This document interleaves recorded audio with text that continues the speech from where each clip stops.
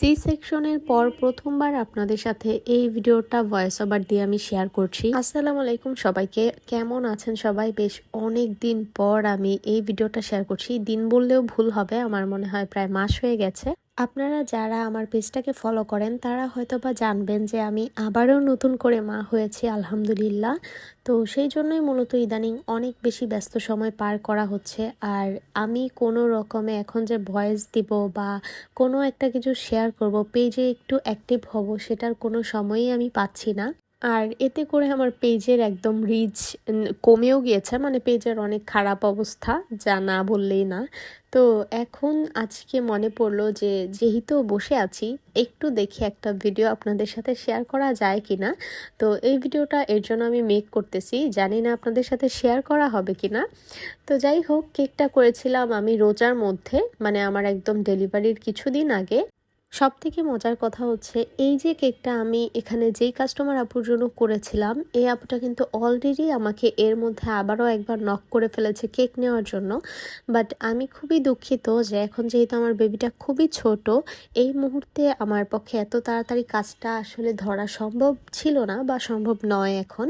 তো সেই জন্যই মূলত আমি আপুকে না করতে বাধ্য হয়েছি, আর এইবার আপুকে আমি কেকটা দিতে পারিনি।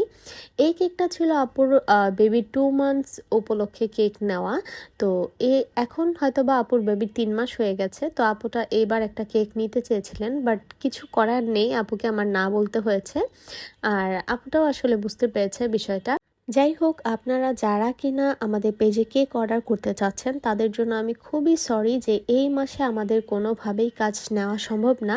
আমি হয়তোবা এপ্রিল মাসে কাজ করব। তো যারা এপ্রিল মাসের জন্য অর্ডার করতে চাচ্ছেন, প্রি অর্ডার করতে পারেন। তো আপনারা আমাদেরকে ইনবক্সে যোগাযোগ করবেন আমাদের সাথে। বাট অবশ্যই মনে রাখবেন, আমরা কিন্তু শুধুমাত্র গাজীপুর জেলার ভিতরে কেকের অর্ডার নিয়ে থাকি। এমনকি গাজীপুর জেলা হওয়া সত্ত্বেও যদি আমাদের লোকেশন হতে আপনার লোকেশন খুব বেশি দূর হয়ে যায়, সেক্ষেত্রেও কিন্তু আমরা আর কেকটা ডেলিভারি করি না। তাই ইনবক্সের শুরুতেই আপনাদের ডিটেলস লোকেশনটা আমাদের সাথে শেয়ার করবেন।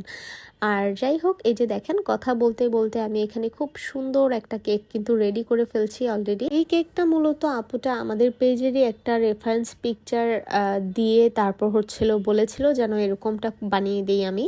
তো ওই কেকটার মধ্যে শুধুমাত্র এরকম ব্ল্যাক কালার, মানে চকলেট গানাশ দিয়ে ডালপালা করা ছিল।